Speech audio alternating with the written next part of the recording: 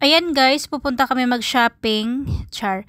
Yung mga amo ko lang pala guys, gusto nila bibili ng bagong sapatos, yung puting sapatos para gamitin nila pang duty. Bago kami lumabas ng bahay, ang sabi ng mga amo ko ay kakain daw kami sa labas. Pero nung nasa labas na kami, ang sabi ng amo kong babae ay gusto niya bibili ng puting sapatos. Kaya ayan, nandito kami. At syempre, kami din ng alaga ko ay patingin-tingin, kaya napabili din ako ng isang sapatos. At itong alaga ko ay hindi nagka-interest sa sapatos. First time to nangyari guys na hindi nagka-interest sa sapatos. Gusto lang niya bibili ng bag kasi may board exam siya at gusto niya ng bagong bag.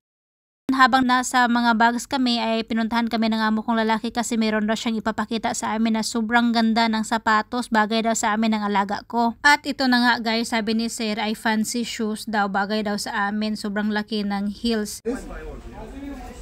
No, not like that. This you are telling. This style. But this will be like very... No. Put and check. I'm only joking. This is very... If you feel okay. Very high. Huh? Very high. At ayun na nga guys, na-disappoint si Sir sa amin kasi yung gusto niyang sapatos ay ayaw namin ng alaga ko. Ito siya guys, cute pero walang kasize ko. At ito, kasize ko sana pero grabe naman, ang mahal. Almost 5,000 yan guys. Kaya, bye-bye. Hindi maganda, char. Hindi maganda kasi walang pambili. At yan guys, ito na yung nabili ng mga amo ko at saka pagkatapos ay nandito na kami sa kainan. Kakain kami. Dito mahilig kumain ang mga amo ko kasi ang mga pagkain dito ay Punjabi style. Mga Punjabi kasi itong mga amo ko. Meron din sa India guys, merong part sa India na Punjabi sila. Siguro nakaupo kami dito mga half an hour kasi marami silang mga customer at ayan na, meron na kaming salad, garlic bread, mutton karay at sweet lassi. At saka mamaya pa yung darating yung ibang mga putahe, yung chicken kebab, mga ganyan. Ito lang yung pinakaunang na order namin kaya ito ang unang dumating. At iyan ang gutom kong alaga kasi gusto na talaga niyang kumain kanina pero bakit pa kasi daw nag-shopping, gutom na daw siya. Yan ang mukha niya ngayon. At dito natatawa ako sa mga amo ko kasi nag-asaran sila. 'Di ba sa atin, kadalasan talaga yung mga babae palagi mag-picture, mag-video bago kumain. At dito sa amin guys, itong amo kong lalaki kasi nga meron siyang page, 'di ba? Kaya dito bago siya kumain, mag-video pa siya, mag-picture, ganyan. At saka gutom na itong amo kong babae kaya nag-asaran sila at medyo napikon yung amo kong babae kaya yun, natawa ako nakikinig sa kanilang dalawa. Normal na lang siguro sa mga babae yan guys, kapag gutom ay may anger issue talaga. Ganyan din ang amo kong babae at ganyan din ako guys kapag gutom ako. Sa puton kaayo, labi nang na magsamang-samang, alamigid ganon. Char. At ito yung tinatawag nila na garlic bread. As in guys, sobrang sarap. Sobrang bango ng bawang. At saka, sobrang sarap nito kapag mainit talaga. Kaya ayan, hinati ko talaga siya kahit sobrang init pa. Hinati ko ito kasi hindi ko maubos ang isang ganito guys. As in, sobrang laki niya at sobrang sarap. At makapal yan guys, kaya hindi talaga ako makaubos ng isang ganyan. Kaya hinati ko yan at binigay ko sa alaga ko. Kapag mag-order kami ng ganito guys, kahit marami yung maubos namin, kailangan yung tig-isa lang kami. Maubos namin yan at saka pa mag-order ulit. Kasi kapag buhanghang yan dyan, tapos malamig na, hindi na masyadong masarap. Kaya kapag mag-order talaga yung amo ko nito ay first, tig-isa lang kami, 4. Tapos kung maubos namin yan, ay order na naman ulit.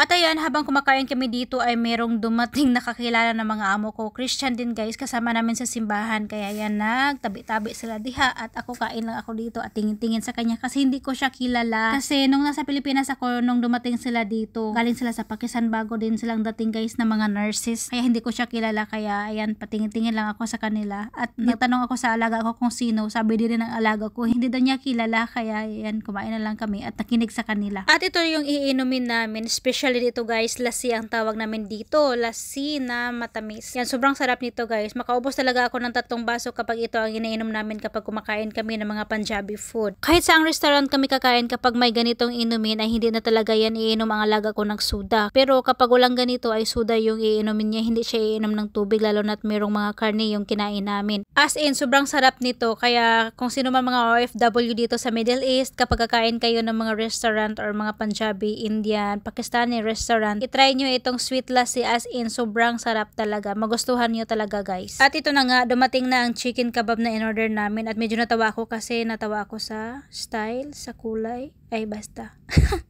Basta guys, natawa ako, iba yung pag-iisip ko nito kasi iba siya sa mga kebab na nakita ko. Yung iba kasi parang orange, ito kasi parang yellow siya tapos tuyot. Yan, basta masarap din naman pala siya. Kaso ibang iba talaga siya sa ibang kebab na nakikita ko at nakakain ko. Ito sobrang tuyot niya kaya hindi ko yan naubos, binigay ko yan sa alaga ko. At yung garlic bread ko guys, hindi ko din yan naubos, binigay ko din yan sa alaga ko. Minsan mahiya ako dito sa alaga ko kasi hindi siya arty guys. Kadalasan talaga hindi ko maubos yung mga pagkain ko, ulam ko, bread ko. Kapag kaya pa sa tiyan niya, ay sabihin niya, bigay mo sa akin yan, hindi tayo magtapon ng pagkain. Ganyan yung alaga ko guys, hindi siya arty at saka mabait at saka sobrang ganda niyan no, na hindi siya magtapon ng pagkain kahit maraming pagkain, hindi siya magtapon. Pangilang baso ko na kaya itong lasina na naubos guys, as in sobrang sarap. Kahit tapos na kaming kumain ay nasa mesa pa rin kami kasi nag-uusap pa si madam at saka yung babaeng dumating na kakilala nila sa simbahan. At sinabi ko sa alaga ko na wiwing-wiwi na ako kasi ang dami kong naubos na lasi. At meron naman silang CR dito guys, pero ayaw kong gumamit kasi kadalasan ng mga kumakain dito ay mga bachelor, mga lalaki at isa lang yung CR kaya ayaw ko talagang gumamit ng CR nila dito. At sobrang nakakatawang pangyayari guys kasi sumunod din si madam sa amin at hindi pa pala kami nagbayad ng pagkain. As in, natawa kami sobra guys kasi nung lumabas ang amo kong lalaki, akala namin na nagbayad na siya pero nag-order pa pala siya ng extra na bread at saka pang ulam namin kinabukasan at sabi niya ay isa lang daw ang bayad sa in-order namin na extra at saka yung kinain namin at pumunta na siya sa sasakyan kasi alam niyo naman na maninigarilyo yun siya at kami naman ang alaga ko ay sumunod at pati yung amo kong babae sumunod. Akala namin ay tapos na nagbayad. Tapos nung nasa sasakyan na kami, nagtanong si sir kung nasaan daw ang parcel. Sabi namin wala namang parcel. Sabi niya nag-order ako para bukas at saka wala pa yung bayad at saka yung kinain natin hindi pa nagbayad. Natawanan kami ni madam kasi parang tinakbuhan namin yung kinain namin at saka yun, bumalik si madam at nagbayad at umuwi na kami. Habang nasa daan kami guys, sobrang tawa namin. Parang first time nangyari ito sa amin guys na hindi nakabayad at nasa sasakyan na kami lahat. Yan lang guys, thank you for watching. Bye bye, God bless everyone.